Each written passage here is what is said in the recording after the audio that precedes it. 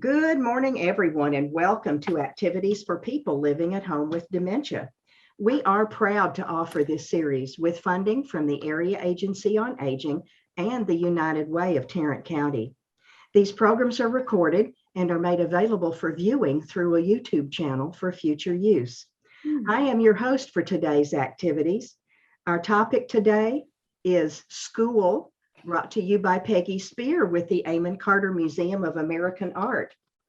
Peggy, I've been thinking about buses for days, and I'm wondering if you're going to have a bus for us today. I can't wait to see. It's all yours. We can't hear you, Peggy. Peggy, you're muted. No, I'm sorry. Don't be sorry. Martha, I don't have any buses in this one, but you and I must have been on the same wavelength because for next month, one of the topics will be buses. Because as I was going through this, I was thinking, man, there's so many bus images that weren't necessarily school related. So anyway. Ooh, good. Right. Well, we're sticking to school today. Let me pull it up. And I thought we'd have more. We have quite a variety of different school images. So this is what we're going to look at. And it kind of, I feel like it kind of captures the gamut of school scenarios. This one I just love. This is high school typing class. And this is a very focused young man. Yeah, he's very focused, all right. What was that, Paulette? Yes, he is very focused, it looks like. Yeah. It looks like he's using the two-finger method. Yeah. Oh, my word. Yeah. And I feel when I saw this, I laughed because you see his posture, then you see the man directly above him. Yeah. The correct way to be typing. And this poor man's just a few inches away from his keyboard, really zooming in. Struggling. Yeah. Mm-hmm. How many of you took typing classes when you were in school? Probably you. I did. Oh, you all did? Yeah. Okay. Wow. Yeah.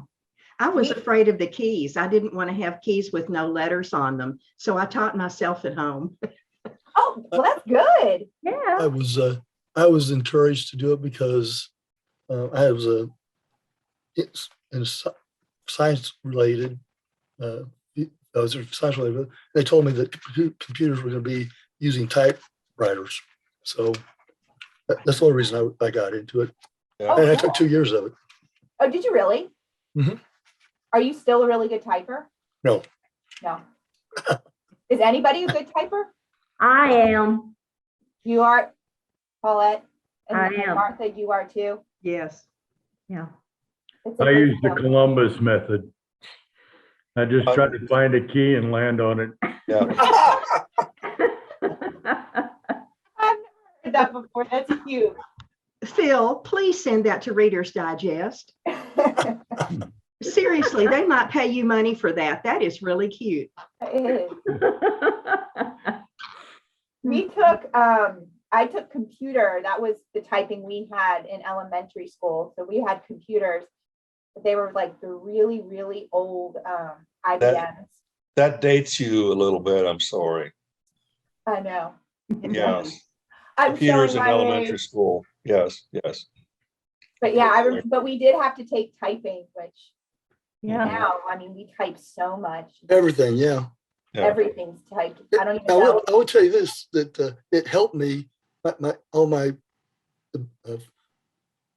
typing skills helped me tremendously Oh, yeah. because my engineering is a lot of paperwork. Oh, I bet. So, Mhm.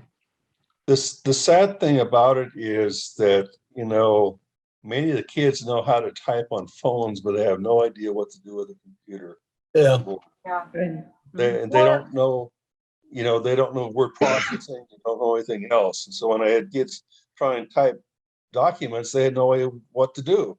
They couldn't figure out what to do. And No. spelling is really That bad. would be frustrating. Yeah. Even with spell checking, they still couldn't figure it out. No, but I'm saying spelling, I mean, if they were to be, free typing, there's no spell check with this. So Right, everything now, we didn't have spell check growing up on computers growing up. So yeah, spelling isn't a thing really anymore. Everything's auto-corrected. But oh, go ahead. My autocorrect was a little vial of whiteout. Yeah. Yep. You know, when IBM Selective came out with the corrective ribbon, Oh, that was really great. changed things too. Yeah. Yes. They were. But IBM also came out with, I can't remember what it was called, but it wasn't a regular typewriter because I used it in college. It's a typesetting. It's for Oh, really? typesetters. And so it has special balls in it to set type and spacing Cool. for pages, doing prints, newsprint and things like that. Cool. Yeah. Learning so much today. I know. So this particular photograph is one of a series that this female photographer, Esther Bubbly, took on an assignment that was given to her through the Standard Oil of New Jersey. And so I don't think we've talked much about this man, Roy Stryker, who ran the Standard Oil of New Jersey photography program. He also worked for several government agencies at different points too. But this man, Roy Stryker, was responsible for so much of how we saw America in the early 1900s because so many projects came from him. So, go ahead. Could you repeat that? I thought you said another name besides Esther Bubbly. I did. Roy Stryker was who she worked for at Standard Oil. I didn't say that, but she worked for him at Standard Oil of New Jersey. And so Roy, through Standard Oil or through other government agencies, headed up many photography projects that shaped a lot of how the U.S. was seeing the U.S. at that time. And so this particular series is taken in Tumble, Texas, which is right outside Houston. And the charge for this particular project was to show everything had a drop of oil in it. And so working for the oil company, that makes sense. And so these photographs are of this town in Texas that, while this might not show necessarily how everything has a drop of oil in it, this town was a company town for Houston Oil Company. And so there were a few hundred people, all white people, living in this particular community. And she came down, and a Northeasterner coming down to this kind of, it would be completely foreign land to her, and photographing what life looked like as in an oil town, in a very almost it was like so ordered and so curated what this town looked like. It didn't almost feel like real life. So this is just one of an example of several photographs she took of everyday life in this town. Has anyone ever been to Tumble, Texas? You have? I've been through it. Oh, okay. Humble, Texas, where is it located? It says outside of Houston. I think It's a little bit, it's a little north of Houston, I think. Okay. Yeah. Yeah, I mean, I'm not sure how. There might have been there was the oil boom, and then I think there was kind of the ghost town element to it. But so I'm not sure what Tumble looks like now. But at this time, it was really thriving, and the company set up this city, and there was maybe another little town and another little community where the employees were living here and then coming into to work. So they had everything. They had a company store and everything they need to live there. Yeah, right? And there's some much later in the 80s, a reporter went back and interviewed some of the people that Esther photographed, and some of the sentiment was that there was an order to life that felt very comfortable for this community. And this was during the war too, or at least the end of the war. So it was kind of a shift of photography. It's not necessarily depicting the economic despair and the war effort here in the United States. This was kind of showing the prosperity of the United States through the oil. In 1905, the Humble oil field was the largest producing Pump oil, yeah. oil field in Texas. Well, Oh, wow. Okay. Yeah. Yeah, so this was, I'm not sure then if it might have been on its way out, but yeah, once oil was discovered there, then there was a big move to be in that area. I like the irony of this picture. The picture of the guy sitting right up, and the picture of the guy sitting there sitting wrong. I like that. Mhm. And his hand too is not right. He's got his fingers Nope. curled. That's right. It's not straight up and down. His elbows are winging out and not going, Yep. you know, it just all of it. Yep. And here now at the office, we have standing desks and everything. Like I can raise and lower my desk. Yeah. And we have to do these like ergonomic testing. It's so funny because like, you know, they weren't doing that then. It was just like, learn to type, kid. Yeah. All right, well, we're gonna go to so this is a photograph. We're now moving to a print, and we've seen a print by this particular artist before, William Gropper, and he was a cartoonist, sartorialist living in New York City, Lower East Side, where he grew up, and coming from a Jewish family. His parents were immigrants. He was one of 6 kids, and we're living in a Jewish neighborhood in New York. So here, what do we see? We see kind of a schoolroom, I guess. Yeah. It Hebrew would school. yeah, it'd be Hebrew school because the gentleman has the I can't remember what this called, but it has the tassels on it Yeah. Mhm. Yeah. there and the cap. Yep. And the Parents- kids Yeah. look bored. And the kids look bored because they got to read Hebrew. But shouldn't they be wearing yarmulkes too then? No, younger ones didn't usually, not unless they were in the synagogue. Oh, okay. Yeah. Most people didn't unless they were in synagogue, unless they were a teacher. Yeah, I'm not completely familiar with the practice and protocol of Judaism, or the different sects within, or the different branches within it. But this is a rabbi, you are right. And this artist often depicted rabbis. It was a popular subject of his. And yeah, and then you see the boys, it might be Torah study. We don't see what's written in their books, but yes, they're all bored.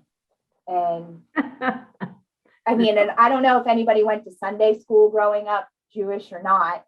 You did, Martha. Yeah. So you might be able to relate to this. This is not how I want to spend my Sunday. Yeah.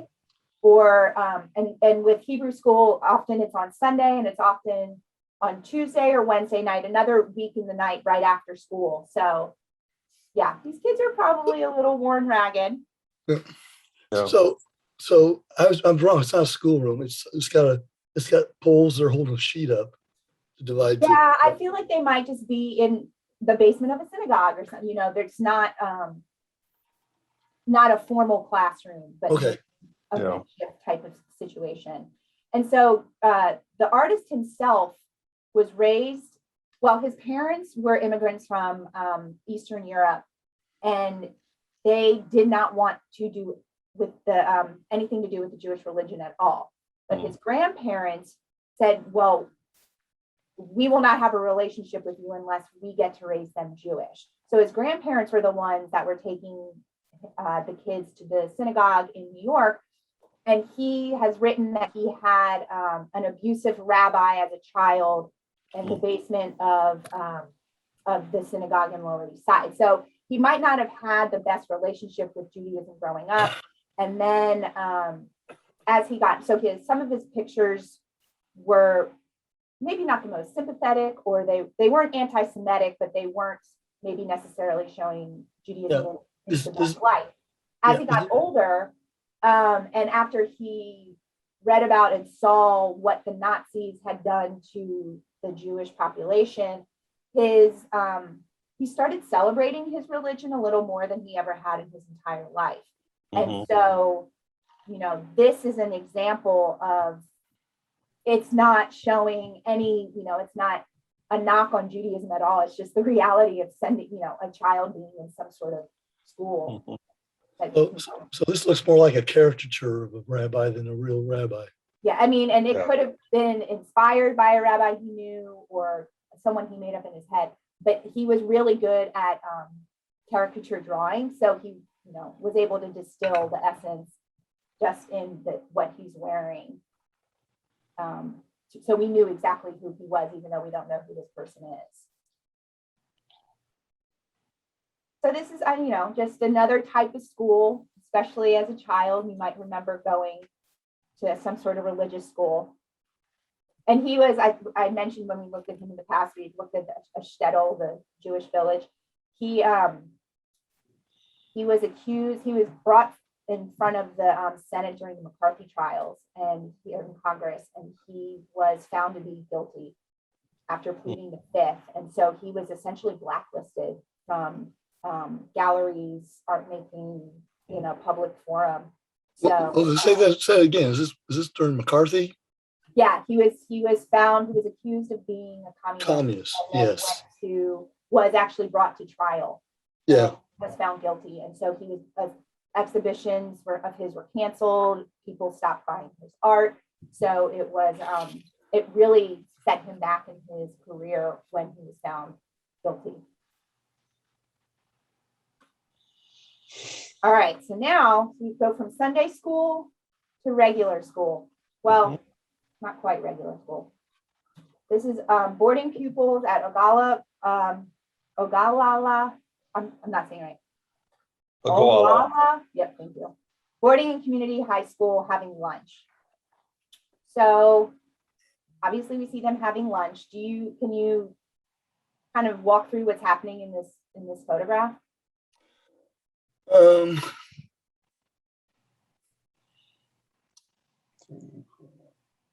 Well, what year is this? 38 to 41. Okay. Yeah. So are any of you familiar with a lot of American Indians were sent to boarding schools to assimilate to American culture? Very heartbreaking. Yeah, it was. How their cultures, their languages were just completely eviscerated through the Bureau of Indian Affairs. This was set up. And so it started that Indian children would go to school on their reservation up until a certain point, and then they were pulled from their tribal homes and sent to these boarding schools. It started shifting in the 1900s to being day schools, or they would commute and maybe not board there, but it was the sole intent of completely removing them from tribal life, which, I mean, I was reading more about this. I know we know a lot about it, but reading more about it is just so heartbreaking, thinking that you could do this to cultures across the country. If I remember right, the first thing they did to each of the child is cut their hair. Yeah. Yep. They wouldn't allow any long hair at all. Even with the girls, they cut it short. You can see here all the little boys, mostly little boys. There's a couple of little girls, Yep. and they have almost like bobs. Yeah. Totally heartbreaking. And before they could teach them any sort of geometry or social studies or whatever, they had to teach them English, and they would not let them speak in whatever their native tongue was. Right. Yeah. Awful. So here we see these students at a boarding school, but you can't help but notice the mural. Yeah, I was gonna say. And that was painted by one of the students in the school, a young boy, Calvin, I think was his name. And he was showing the things that they've learned through their education. And what hits me as kind of interesting is they seem more of their tribal type of learning versus the American culture type of learning. Well, and I think some of it depicts Indians as I subservient think to the other people. If you look at the three in the middle, the two chiefs, white man, supposedly, he's the taller of them. He's the leader. He's the one that's more important. Yeah. And the other one with the dog, it shows the Yeah. two people with a dog and the Indian's on the same level as the dog, even though he's Yeah. petting him. Yeah. You guys are picking up on some really wonderful stuff. Yeah. So I'm not sure what's happening here, but we're also seeing things that so these are part of the Lakota tribe. There's 7 nations within the Lakota. So this is a Sioux, one of the nations. Yeah. They're still doing things that are identified as Native American. So here you see a woman on a loom, which they were not teaching that at, Mhm. or they would not have approved of that. I'm not 100% sure if this is the boarding school called Park Ridge. There's a lot written about if it is.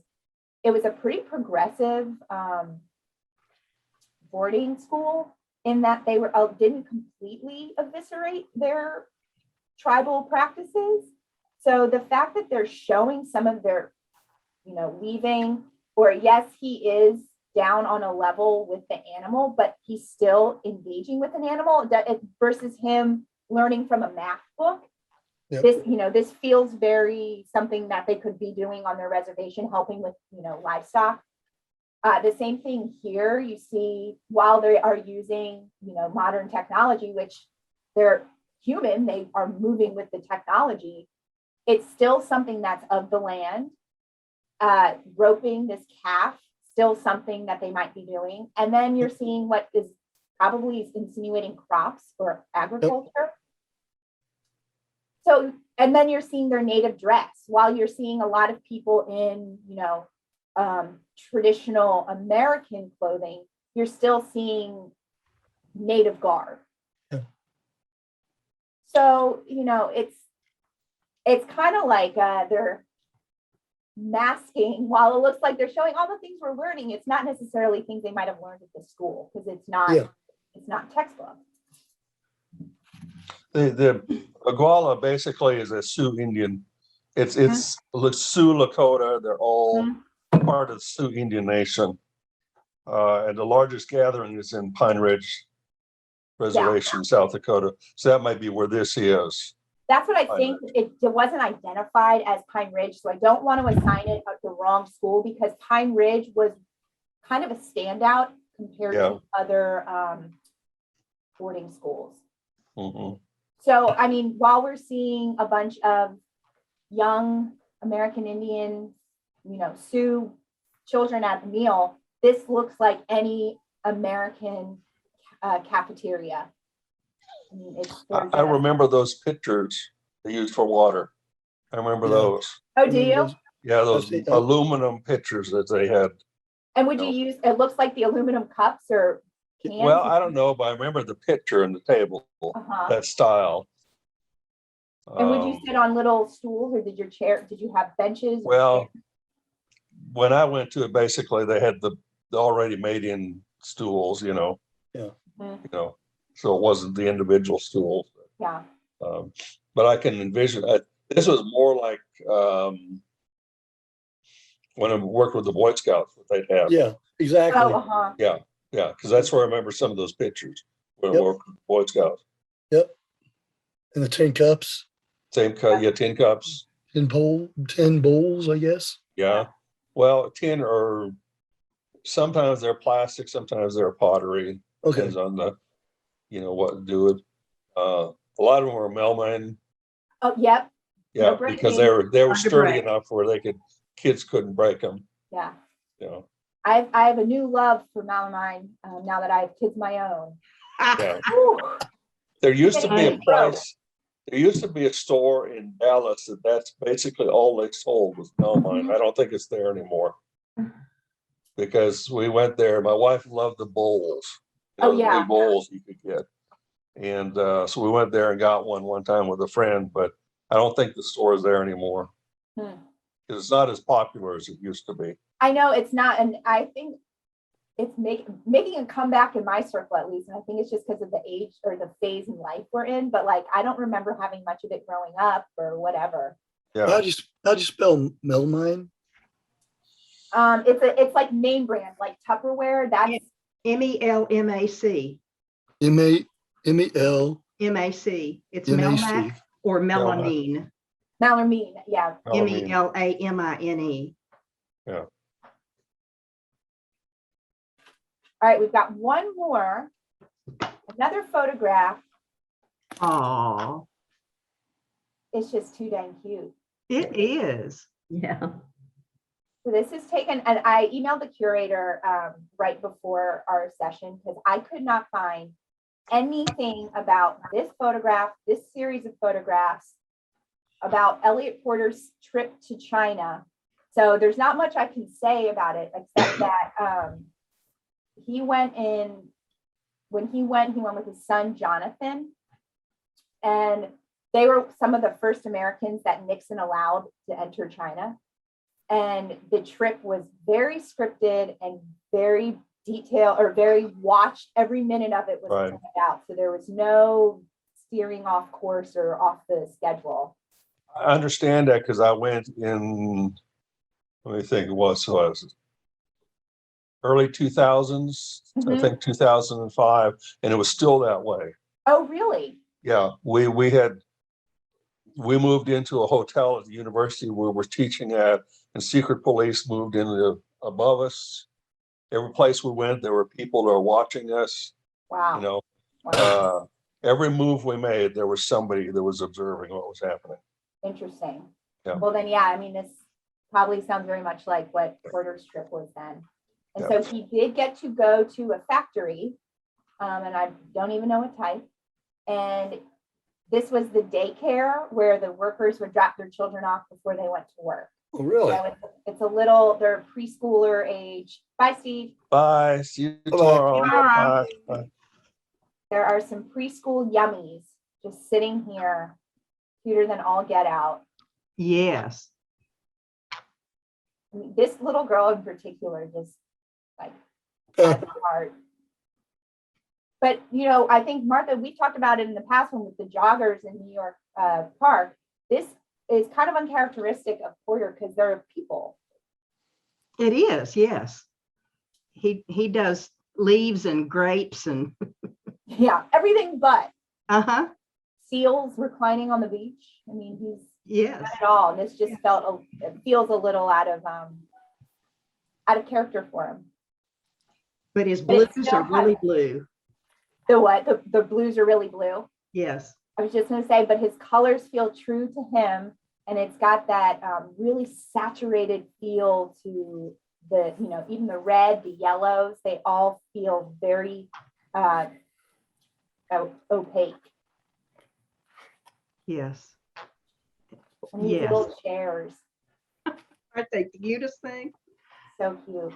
Mm-hmm. I think everybody now in Fort Worth ISD area is back in school and back in the swing of it. So that's why this week felt like you can't avoid school. I'm sure you're seeing school buses now on the road, and you probably got pictures from grandchildren, or you saw your neighbors out front taking pictures in front of the house with their little sign. So School zones are active. school zones are active. Yeah. And some have masks, some don't have masks. What a weird time to be going back to school, but here we are. Isn't it? Peggy, this And- has been so wonderful. And Yeah, some Peggy. school districts have closed down because of COVID. A couple of them in Texas. Yeah. Oh, yeah. I There's think one. Steve- Go ahead. One- There's one city down by Houston that is, the city's essentially shut down because every building and every business and every school is infected. So they're shutting down until it gets till they're better. Yeah, we'll be curious to see what happens over the next month now that Pfizer has been fully approved, and more people, adults, will need to get vaccinated, because that's what will protect our children. Vaccination. So Hey, Peggy. next week I'm back with y'all, and we are doing Labor Day in honor of Labor Day. Yeah, All right. happy Labor Day. All right, friends. I'll see you Oh, next bye. week. Good. Peggy, have a great day. Oh, thank you too. Bye, y'all. Okay, let's see what's coming up tomorrow.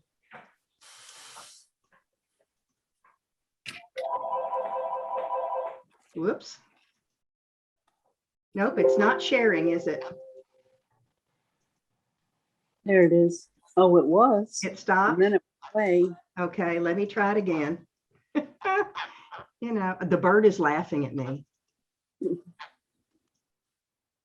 Nia, moving to heal with Emily Corbin.